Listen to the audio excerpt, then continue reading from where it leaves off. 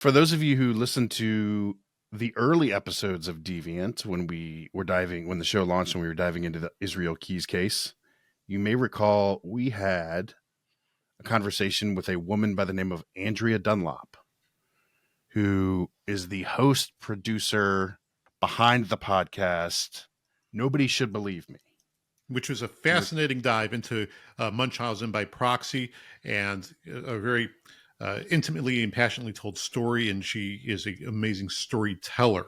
She is. And before doing a podcast, she's a writer. So she has a new book coming out, and it is called The Mother Next Door: Medicine, Deception, and Munchausen by Proxy. And she and her co-author Mike Weber dive into this phenomenon, which I think a lot of people don't understand, don't have a thorough and comprehensive knowledge of. So they get into all of that in the book, and we talked about that in this enlightening conversation. So here it is, my chat with Andrea Dunlop.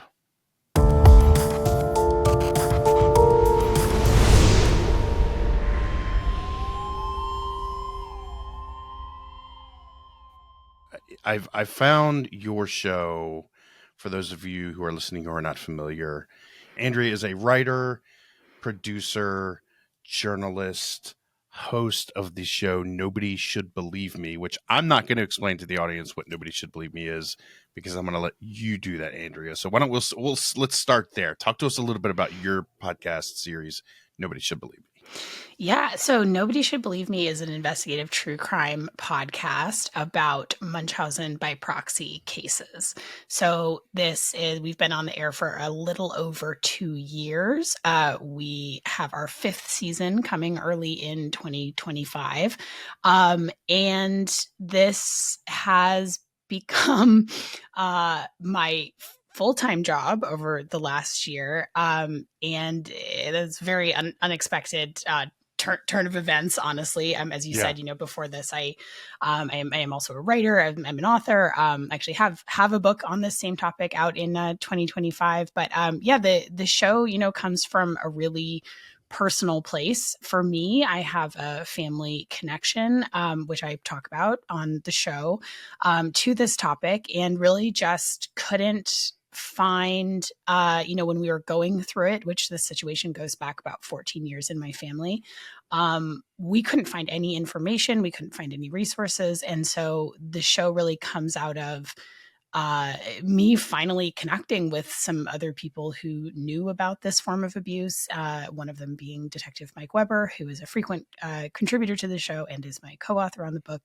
And so it really came out of meeting some of these people that were really working behind the scenes on this issue and wanting to tell those stories and bring that information that, the folks who've been, the psychologists, the psychiatrists, the doctors, the detectives who've been working to help protect kids from this abuse for decades, really wanting to bring that all from out behind the scenes and share that information with other people, and also to help people who've been through cases tell their stories and just bring all of this into the light. And so it's really it's really something that started off as a passion project, and now happily is my job.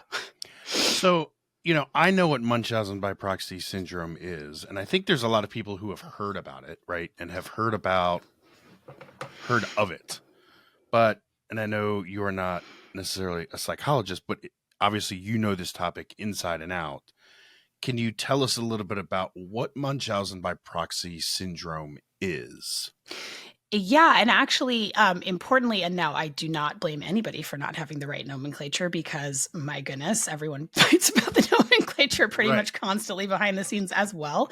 I do not like to use the word syndrome, and that has mostly fallen out of favor because there's a great deal of confusion about Munchausen by proxy, whether it is a crime or a mental health disorder. And the answer is, to some degree, both, right? So we use Munchausen by proxy is a term that we use somewhat interchangeably to describe two separate but related things. So one being the crime of medical child abuse, which is when a parent basically over medicalizes a child, right? So when they induce illness, fabricate illness, or exaggerate illness, that is the crime of medical child abuse, and that is something that is, should be investigated by the police and also, DCF.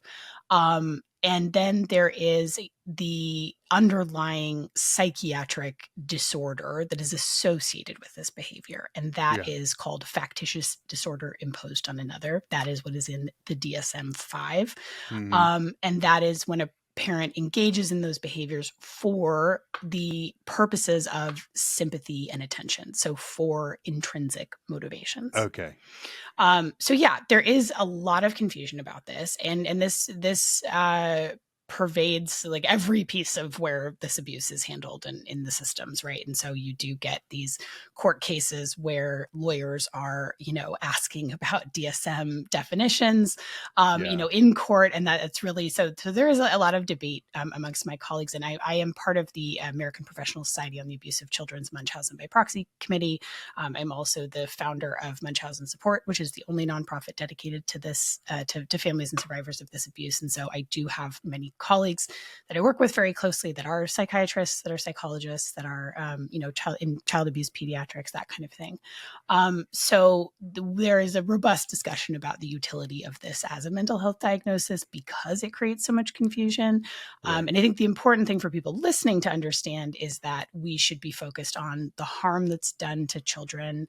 And, the primary concern should always be, is that child going to be safe with that parent? And, it is not it is not really the job of the people making those decisions to make a mental health diagnosis. And so, but I understand there is so much confusion. And I think you're right. People do have certainly much more familiarity, at least passing familiarity with this than they used to even 10 years ago. I think a huge part of that is because of the Gypsy Rose Blanchard case, which was, got so much media, and there was, several adaptations of it. There was a documentary, there was the Hulu series. Gypsy Rose herself was a big story last year when she got out of prison. So yeah, I mean, I think for better or worse, right? I think mostly for better that people at least sort of know it exists. So yeah, it's a complicated one, and it's one of those things where unfortunately, like a little bit of knowledge can be kind of dangerous.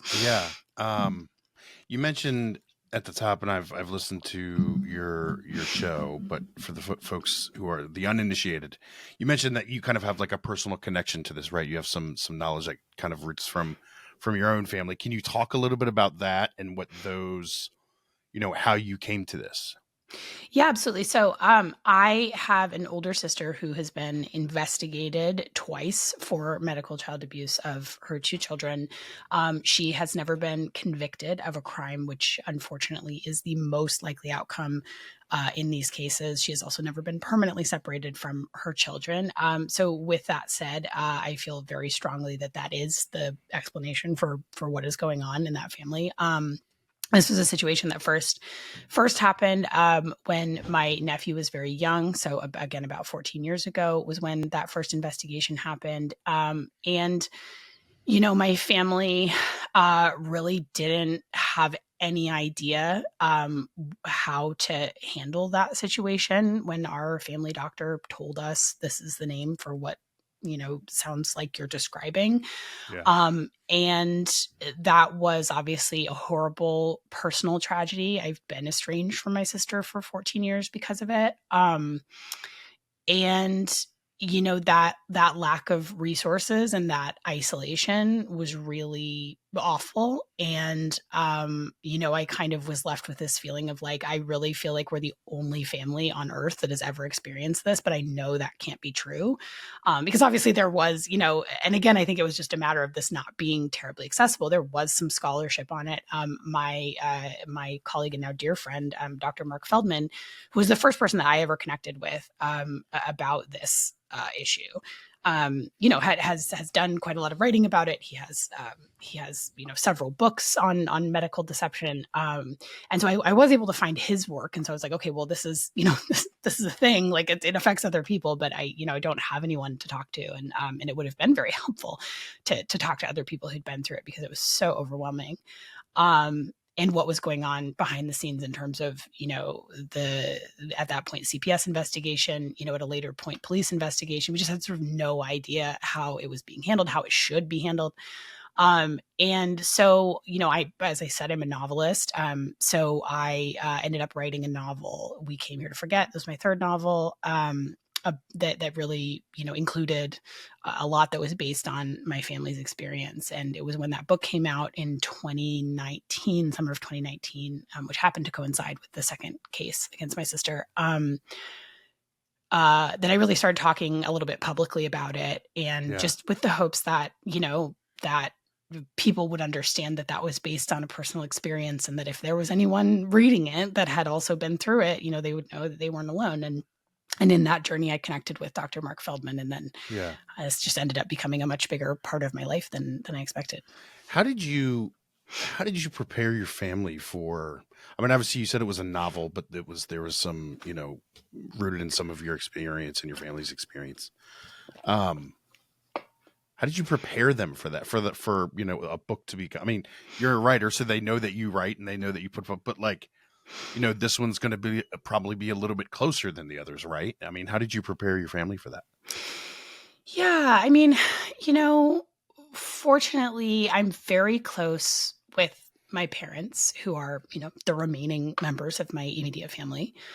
And I wouldn't have done, I would have written the book, but in terms of like, in terms of speaking publicly about the truth behind it, which I did in a small way when the novel came out, and then have obviously done in a much bigger way. I've discussed the details of my sister's case. I've used her name on the show and talked about in many other places. And each of those choices was very deliberate and very thought out. And I had very long conversations with both my parents and, my husband. I'm married. I have 2 children, about, the possible repercussions of all that, legal, emotional, personal. My sister has issued a couple of legal challenges, not anything that she particularly followed through with, but not nice to deal with nonetheless. And I had really in-depth conversations with my parents about that. And certainly, certainly around the book, but then much more around the show, right? Because my parents are, my dad's an entrepreneur, and he like is fine being in the press over like stuff about his company and stuff like that. You're like interviews with him about the aerospace industry, like that kind of thing. So he does his own, he's like in the media from time to time himself, but certainly not, talking about this very personal, vulnerable, and very taboo. I mean, I think there's very good reasons that people don't speak up about having these experiences, right? Because number one, it's very hard if you're one of the most likely outcomes is, that you're not going to have a criminal conviction, that you're not going to have, which makes it very easy for perpetrators to make legal threats. You have to be sort of prepared for that. And lawsuits are a favorite hobby among this cohort, let me tell you.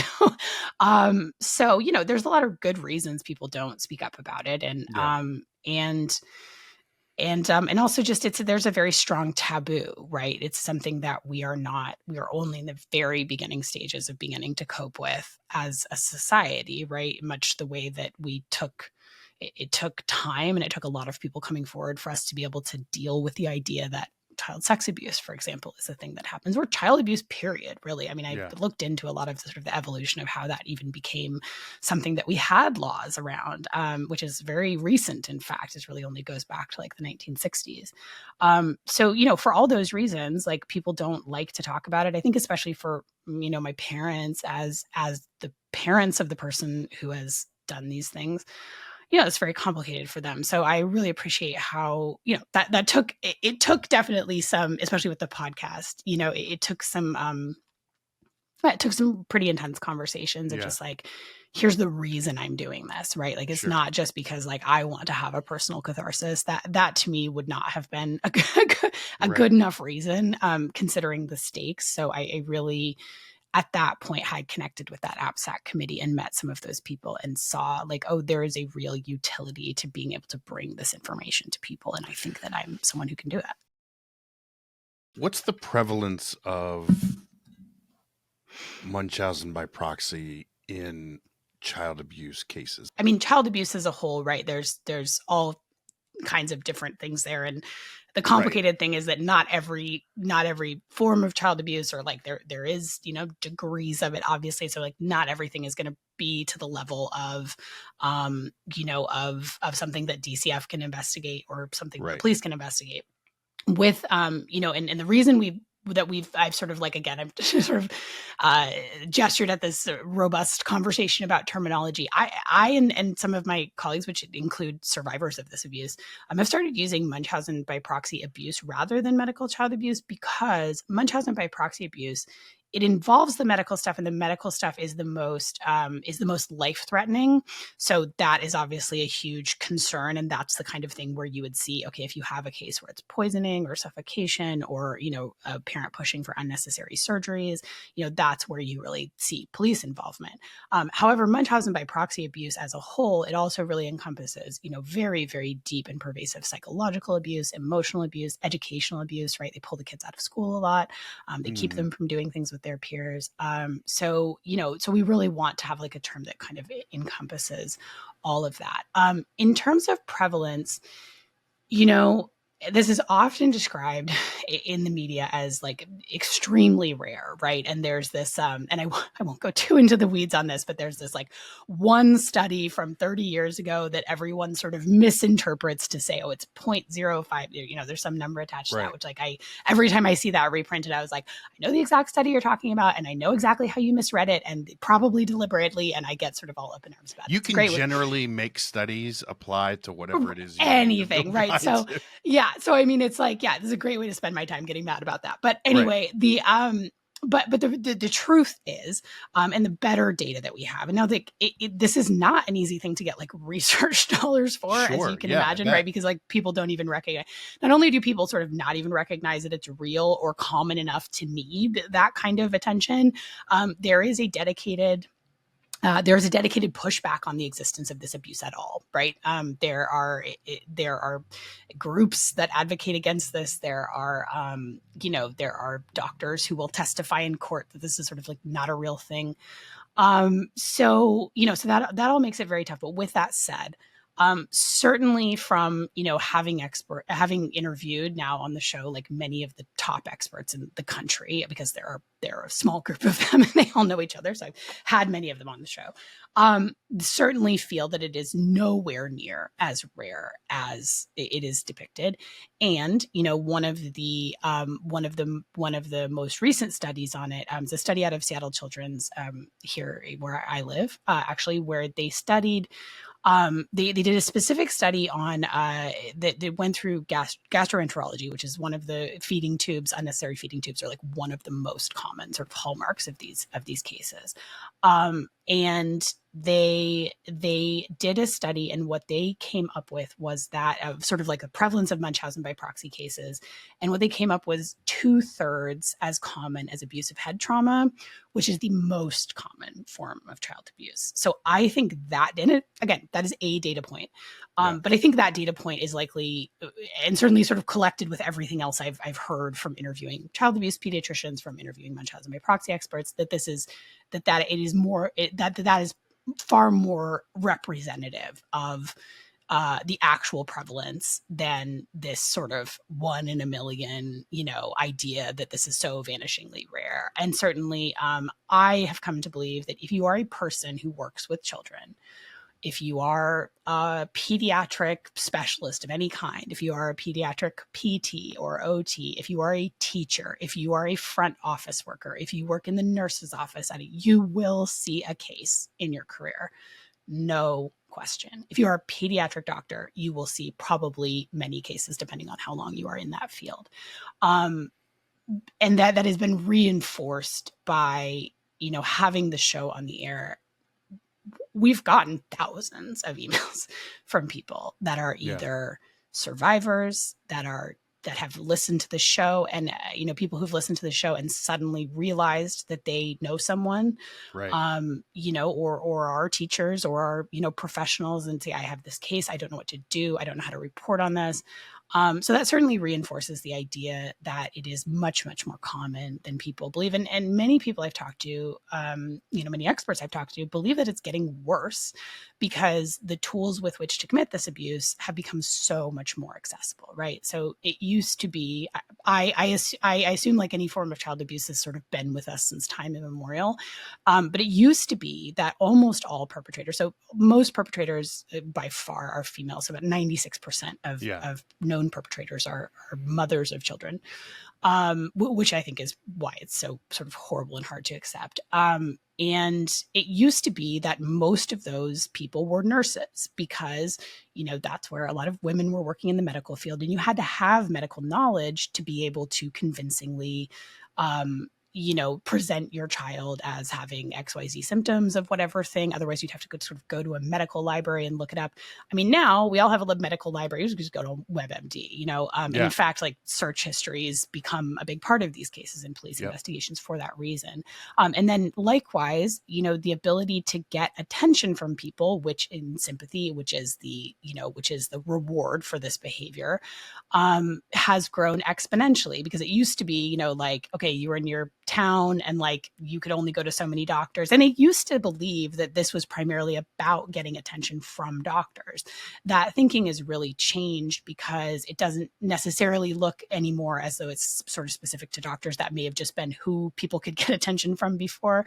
But now with social media, with GoFundMe, with all of the, the ability to connect with every rare disease network and every foundation that supports, which is like wonderful that exists. All those things. It's wonderful that exists. Yeah. It's very it's very dark that parents actually have to go to GoFundMe legitimately to raise, money to pay for their child's healthcare. That is horrible and endemic of the terrible system that we have. Right. But it's good that, all of these things exist that people can connect with. If you have like this 1 in a million rare neurological disorder, that you can connect with parents in Sweden who have, a child that has that, or across the country.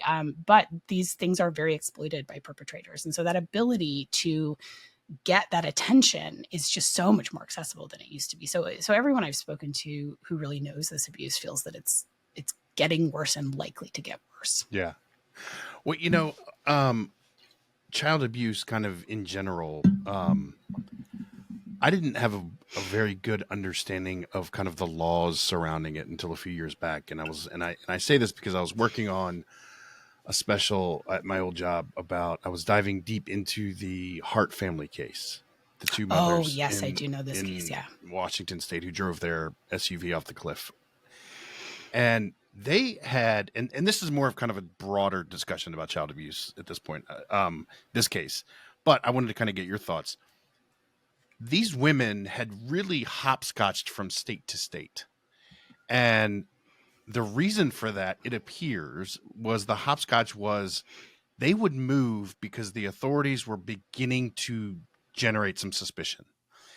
And the only way to remedy that is to move to another state, because there was literally, from what I gathered, if you abuse a child and people start to catch on, or if there's some sort of, if the authorities or a mandatory reporter or somebody catches on, if you move, there's no mechanism in place for that information to cross the state line. And so it essentially just goes dark until it resets the clock, right? I'm just curious kind of your thoughts about that. Yeah, you're correct, unfortunately. And there is they're supposed to be able to sort of access it, but bureaucratically it turns into a nightmare. And ditto with police investigations. It's somewhat easier in police investigations sort of connect across state lines, but it creates all these jurisdictional issues, and then you have to find a second detective that's motivated enough to get into it. And we see a ton of crossing state lines in these cases, right? You see a ton of perpetrators take their kids out of state to different doctors, and they're like, we have to go see this specialist. And that makes everything a nightmare. And especially like then, in cases where then you have like the crime was committed in one state, but the person lives in another state. Right. And you have to attach, like, the complicated thing about from the criminal standpoint is you have to attach it to, like, we don't have laws about medical child abuse. So you have to attach it to like injury to a child, or child endangerment or attempted murder or something like that. And so you have to have this like very specific act of harm, right? It's not just, it's about the whole sort of which is very much a pattern of abuse. But with the Hart case, I mean, that is such a heartbreaking story. There's a phenomenal book about it, if you are interested, called We Were Once a Family, that really talks about like how, I mean, the system failed those kids so badly because, at every turn. At every turn, right? Because these kids, there was an aunt that was willing to take them, and she ended up getting caught in this. It's a really, really a story that just illustrates so many systemic failures. That those children never should have been taken out of their family. To begin with, they should have been with their aunt. And I mean that was adopted like white parents of Black children. It's interesting. We're covering a case on the show right now that has that same dynamic. I mean, you just really see how like they get reported so many times. And I think in medical child abuse cases, this is very true. And I think in child abuse as a whole, I think number one, like, people do not understand how common child abuse is.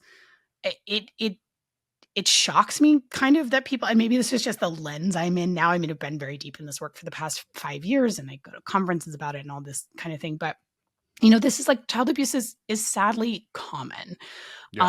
There's a huge range of that. I don't think, I don't think family separation is always the right thing. I don't think that, I think I think we should be focused on prevention. There are some amazing organizations that are dedicated to that.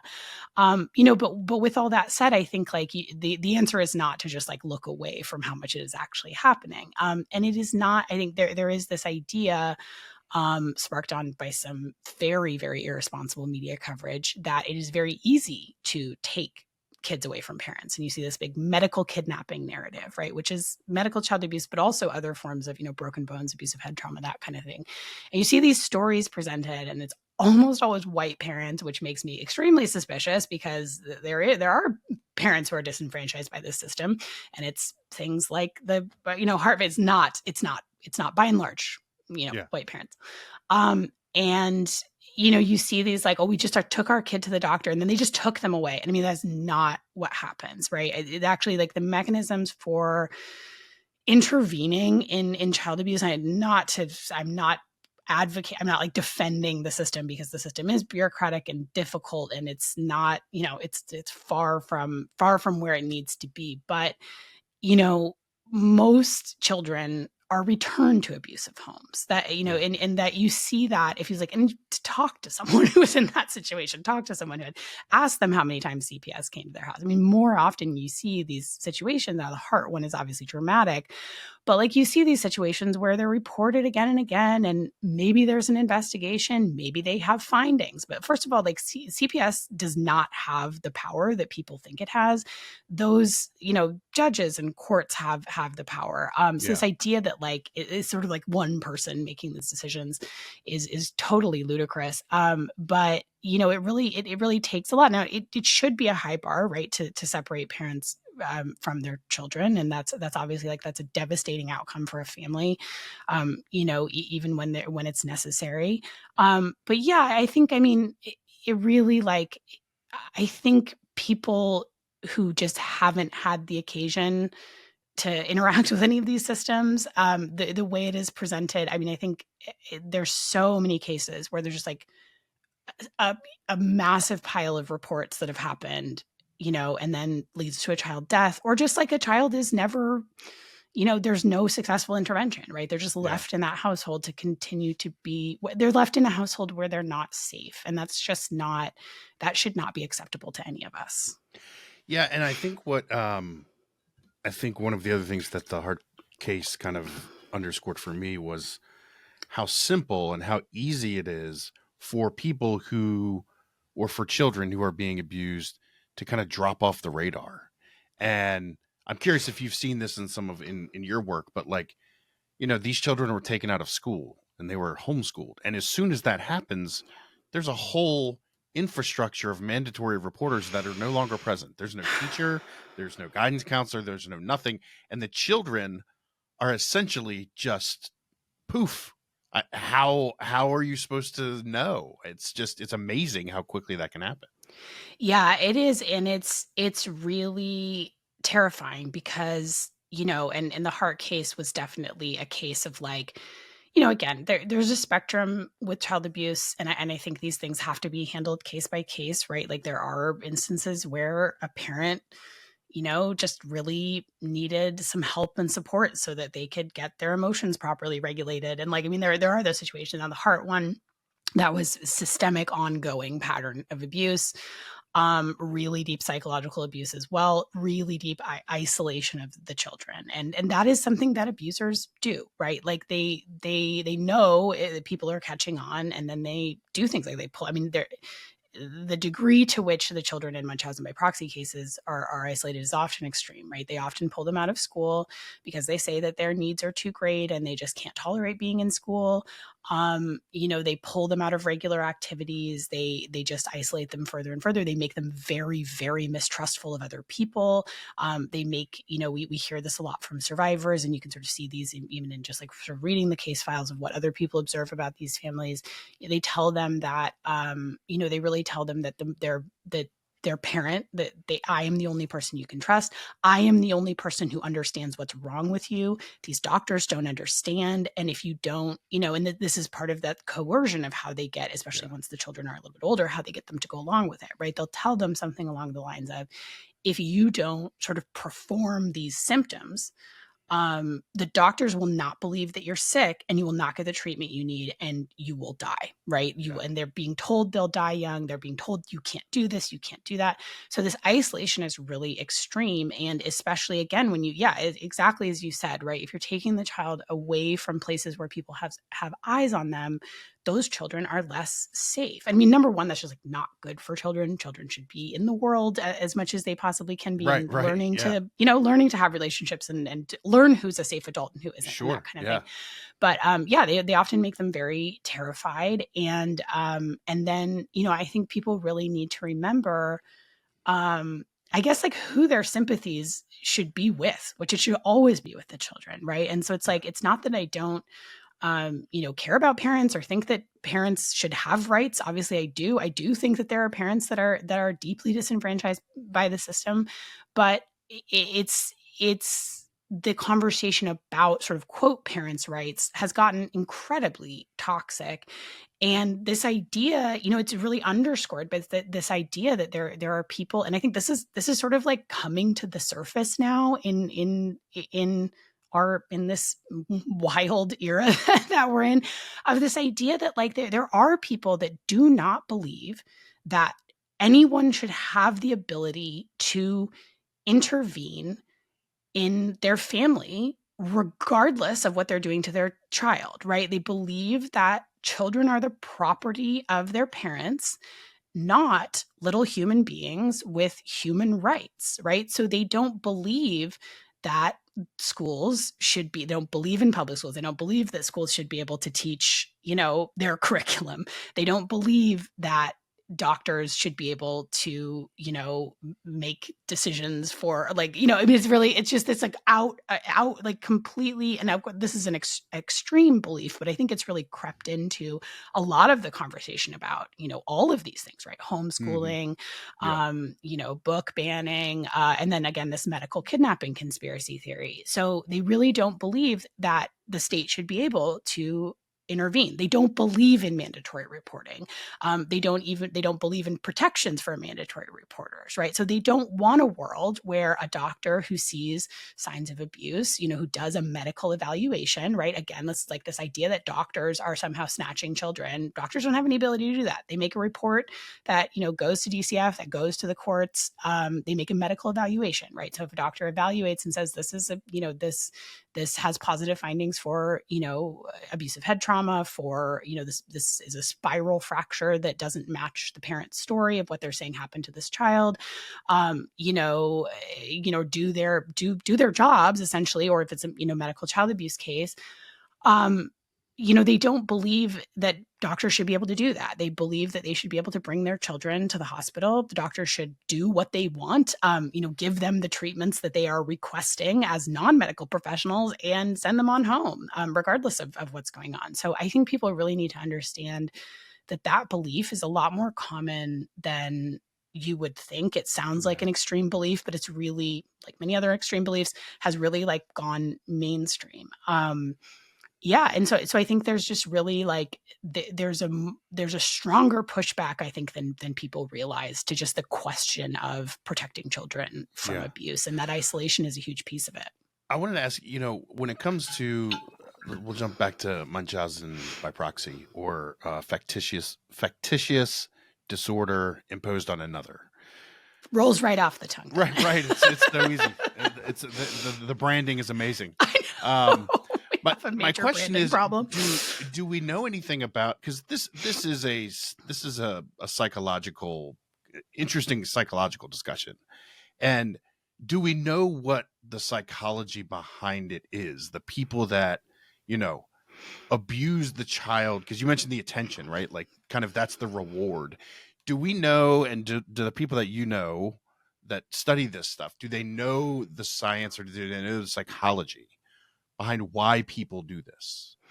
Yeah, there is amazing scholarship on the psychology that underpins this behavior. And I've had, some of my wonderful colleagues, like Dr. Mark Feldman, Dr. Mary Sanders from Stanford. I just had Dr. Jim Hamilton from Yale on this season. In this season of my show, the season 5, the case that we covered, there were actually a great deal of journal entries from the perpetrator included in the police reports. So those were so illuminating and truly some of the most interesting source documents that I've seen. And so we were able to sort of like talk at length about some of this. And obviously this is something that I've thought about a great deal, because I think the biggest question, and it is such shocking behavior, right? And people think like, well, if I'm a parent, the last thing in the entire world I want is for my child to be sick, for them to be disabled, for them to have a disease that could shorten their life. The worst nightmare possible when you become a parent is that something terrible happens to your child. So it is such confusing behavior. And so what we know about it from a psychological standpoint, number one, we talked about this sort of like this idea of this intrinsic emotional reward. That what we see sort of looking in, and you could really see this when I was reading these journal entries, she had a couple of journal entries that were, a lot of them were sort of like florid things and about, this grandiose kind of like how her child was going to lead to a scientific breakthrough. And there was some of that, but there was a couple of entries where she's very, very straightforward about sort of why she did what she did in terms of lying about medical stuff, and sort of outlined some, lies that she told even growing up, and said, like that she felt that she couldn't be worthy of love without being in need, right? Without like needing to have something extreme going on, and needing to have like, a crisis to be worthy of love and attention. And that's really, really sad. And that's a common theme. I interviewed a perpetrator in season 1, Hope Ybarra, and she, told quite a few tall tales, I think, and I would not take anything that she says at face value for obvious reasons. But, she did talk about that as well, that said, I really felt like this was what I had to do to be loved. And, it's a maladaptive coping mechanism, right? It's a destructive way of getting an emotional need met. And I sort of conceptualize it as like, it's almost like these people who do this really can't metabolize love in the normal way. So it's like, it doesn't work for them to sort of just be told, oh, I love you and I care about you and I'm proud of you, and like the sort of normal things. It's like they have to have that like really extreme. And I think, it's helpful to sort of bring this all down to earth and understand that like we all can, I think, understand what people get out of this if we think about it for a minute. Because when you have a crisis of some kind, if you have gone through a medical thing, or even like, having a new baby or something like that, where you're at this point where you really need people. And when people really show up for you, that is really meaningful, right? And I think like a lot of times, I think when we think back on really hard times in our lives, we think about what was hard about them, but we also like really remember, oh, people showed up for me and that felt really good. And that's like people, you learn who your true friends are, or like that kind of, those kind of things we say about crisis situations. And so I think, if you had like, it's that to just an extreme that most people would never go to, right? Most people would not create a crisis to get that good feeling and those good, that care from people. And this is just in a, sort of extreme pathology. And then I think even then it's like, then there are people who engage in Munchausen behaviors, which when people do it to themselves for those same purposes, that don't perpetrate on their children, right? Like it's obviously a very strong red flag and a very strong correlation for people that do. You're very concerned if someone has that background and then has children, but not every person does. Like not every person who engages in those behaviors will abuse their children. And I think when it comes to the fact of, obviously it's a disturbing behavior no matter what, right? Like lying to people about, like when you talk about people that have, a cancer hoax, or that is also disturbing behavior. It is also destructive. It is also harmful to the people that you loop in, but it's not as serious as harming a child. When you get to the point where someone is willing to harm a child to get that emotional need met, you are talking about a person who has quite a profound lack of empathy. And so it's kind of the pairing of those two things where you really get someone that will that will go to really any lengths. I mean, I think that is sort of the terrifying truth that you have to kind of come to grips with when you're looking at this case of like, if a person will do this to their own child, they're not playing by the rules that everyone else is playing by. They're really capable of anything. You're a writer. You've written five, 6 books, I believe, 5 books. right? Yeah, this will be my 5th book. Yeah. When did you know you were a writer? When I was a kid, really. I mean, that was what I wanted to do from the time I was a kid. I just always loved reading. I loved being read to when I was really little. I loved stories. I think I just had I always had like a big imagination and sort of like lived half, in the planet of my imagination half the time. So yeah, that was just always something I was really, really drawn to. Yeah. When did you write your first book? When was your first book published? Oh, when I wrote my first book and when my first book was published were Two quite very different things. Yeah. I was gonna say, like, I wrote 2 novels when I was in college that were great practice novels that will never see the light of day. And my first book was published in 2016. So yeah, I've been at it for almost 10 years now. Yeah. And I worked in book publishing for a long time before that. So. Oh, okay. So you kind of had a foot in the door anyway. Yeah, I thought that was going to be a lot more straightforward than that was. I was like, yes, I will work in book publishing. I will be connected. I will be at the cocktail parties, and then surely I will get a book published. And unfortunately, that is not how it worked. It's so funny that I worked in book publishing. I worked at Random House. And I did not end up getting a book published through any of my actual publishing connections. I found my agent on a Google search. Or I think someone was like, check her out. But I mean, I reached out to her cold. I didn't even have the contact. And I've been with her for 10 years. She's wonderful. Oh, wow. That's a success. You found a book publisher cold. Well, I found an agent. And I found an agent cold. Right. A friend of mine told me I follow this cool agent, Carly Waters. Fantastic. Love her to death. I follow her on Twitter. It was back when, normal people were on Twitter. Sure. No judgment if you're still on there. Just don't call it X. I won't hear it. But so she was like, oh, you should check out Carly. I follow her on social media. She's really cool. She seems really knowledgeable. And I just went online and was like, dear Carly, wrote my little query letter. And so that's how I got connected with her. And that was, almost, 11 years ago now. And we've published 5 books together. I had 2 other agents before that I tried to sell projects with that didn't sell. So that was, then I finally had success with her. I'm always, it is my life goal at some point to write a book. I don't know when, I don't know what it'll be about. I don't know anything other than it's something I've wanted to do since I was a kid. So I'm always super envious of people who have managed to accomplish that. So like the idea of seeing your name on a hardcover book in a bookstore to me is just like the coolest. So it's very cool. That is actually like seeing your book in a bookstore. It is still like the coolest part. And I think that is always the part that kind of like, I mean, there's like book publishing is like a whole other can of worms, but like it, and I have a very like love-hate relationship with it, which I think everyone who either works in it or is an author has. But with that said, yes, being like a person that was my dream for so long, it's like that's the kind of pinch me part that I sort of never get over. Like getting the first copies of the finished book. Like it's always just like a very beautiful, special moment. Yeah. So I always try and like really like savor that. And certainly on the first one, I was like, my head was like exploding, Yeah, I'm sure. I always said, working in journalism, like I did it for 20 plus years and it never got old seeing my name in print or, well, seeing my name under my byline, whether it was print or digital, whatever, it was always, it's still cool. So, I completely understand that. What are you working on now that we should know about?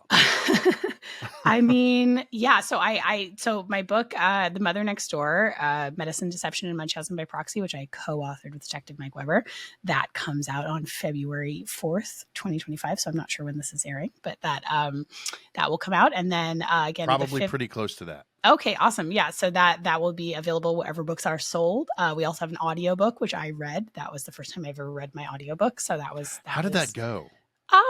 How long did it take you? I did it in, let's see, I did 2 sessions of 4 hours and then one of 6. So that's like 14 and a half hours. It's a slog. It is just you sitting there with a producer in your ear, just reading your book. Very thankful. I've had a lot of other friends that have done, especially memoirs, really, which I think is really lovely. As an audiobook listener, like if it's a podcaster that I like that's done a book or like a memoir, it's like I want the person to be reading it. I just think it's special. So I was very, very glad I did it. But it is tough. And I have from other friends who've read their own audiobooks who are not podcasters, I think they had a much harder time because they're just not used to reading into a mic. I think that definitely helped me. But nonetheless, it was intense. But yeah, it's just you sitting reading your book. It's intense. And of course, like, the thing about being an author, is that, you're very in love with a book and a book idea when you start it. And then by the time you are done with it, you hate it. You're like, get this away from me. I think especially now, okay, I don't hate I love my book. I love them. And then my affection like re-ups when I have a little space from it. But, especially with this book, like I had to do footnotes. I had to do endnotes. We did fact checking. We did legal review. It was co-authored. I mean, this was a very, very intense project. So I think it was like, you do get you are like, oh my God, take this away from me, throw it in the sea. I do understand that. Yeah. But with all that said, I was very glad I did the audio book because I was like, I want to be the person to deliver this. And I think like, again, because I'm a podcaster, I think people would want to hear that. But yes, what else am I working on? I mean, really, the show is my big thing right now. I am also in 2025. I am launching a true crime podcast network called True Story Media, so we will be rolling out some of our creator partners for that show. That's something I'm very excited about. Really, that came from just learning a lot about the business side of podcasting, which I find very interesting and compelling. As it is like the complete Wild West, but it is fun, it is dynamic, it is interesting. All of these things, book publishing as an industry, God bless y'all, is not right. Book publishing has been around for 1,000 years and sort of does. I found that just when I think that we're not allowed to say it's the Wild West anymore, something happens that reminds me that yes, it is still the Wild West. Completely. It's like, okay, we have industry standards. Oh, just kidding. Let's turn the entire thing upside down. Everything out the window again. Yeah. And so I think like really wanting to, really, I feel like I've learned a lot about how to, run the business end of my podcast and have a fantastic partner called Ben Watson, who does, my ad sales stuff and is just he's been just a wonderful person to work with and helps with all forms of monetization monetization. And so really wanting to like create a good option for creators that want to stay independent. And then also having very, very strong feelings about what is and is not good true crime. As you know, Andrew, not all of our colleagues take this job as seriously as you and I do. And, you know, I'm very conscious of having really primarily, you know, written fiction before. And like the stakes are very high when you are talking about real people, you know, who are alive still, or their family members are alive. And this is like the stakes are so much higher. And so really wanting to support creators that also take it that seriously. So I'm very excited about that. And yeah, I mean, really I will certainly write more fiction at some point. Maybe not this next year because I have a lot going on. But yeah, I mean, the show is really my main gig on that. So until I completely, which is very funny because when I first made the show, it was a limited series. It was the 8 episodes. Yeah. And I thought, well, this is like quite a niche topic. And I could make this show for the rest of my life. There are no shortage, as it turns out, of stories to tell about this. Yeah. So we shall see. The last thing I'll ask you, usually Dan is here, but because he's not, I've started asking this other question at the end. What is something you're reading, listening to, or watching right now that everybody should know about? Ooh, what a good question. Or consuming in some way. Okay. And it doesn't have to be like true crime or anything that you're watching or consuming. Oh my gosh. Okay. Well, I am a massive podcast listener. I will plug, which is like this is one of my favorite interviews I've ever done with this show, and I love listening to this show. The One of Us podcast, which is a comedy podcast, is like a improv comedy podcast. I've never had so much fun doing. Chris and Finn, the hosts, are so delightful, and actually, my producer Mariah is the producer of the show. So I would give them a shout out if you just want to like take your brain to like a silly and funny place, which is really usually always where I need to take my brain on, I actually am pretty judicious about the true crime that I listen to which I think actually most of us are. I think that's like the sort of, because we spend so much time with our brains in there. I also read the book that I just finished yesterday. I read Entitlement by Rumaan Alam, who I feel like his most famous book is Leave the World Behind, which is one of the creepiest and sort of most like will stick in your brain forever kind of takes on it's not about the pandemic, but it is about sort of like an adjacent situation. I didn't read the book, but I think I watched the Netflix film. Yeah, I did not watch the Netflix film because I was like, I loved this book. I cannot go back to that place. I will never sleep again. I would assume, and I don't know because I haven't watched the film. I would assume that they went a little bit further in sort of explaining what the thing was than the book did. And the book keeps it very vague, which is, even sort of more ominous. I think that's harder to do on screen. But I mean, the book is so his writing I love. Entitlement is about like which feels very timely with many of the conversations that are going on in our newly class conscious, fingers crossed moment. Where it's a gal who starts working for a billionaire who's pledged to give away his fortune, and it's sort of this idea of like, oh, is this a good idea to just let people a sort of idea of like, well, it's like, oh, we'll just let all the billionaires, they just collect all the money and then they'll sort of give it back to the community, and like it's like there's just great sort of themes, and his writing is so, I just think his writing is so sort of like in touch with the moment. So I read that and loved it. TV, nothing is exciting because my husband and I, the only thing we have the brain for is just Office reruns at the moment. We're in one of those cycles where we're like, we can't even, we don't even have the energy to like try and figure out something else my new house to is watch. either The Office or Parks and Rec. It's just kind of like this infinite loop of the two. Andrea, thank you so much for your time. I think the work that you do is awesome and is to be commended because, anybody that really works as hard as you do to shine a light on something that not a lot of people understand, I think is to be commended. So thank you so much for your time, and we really appreciate the conversation. Oh, thank you so much for having me on. It was great to do this with you.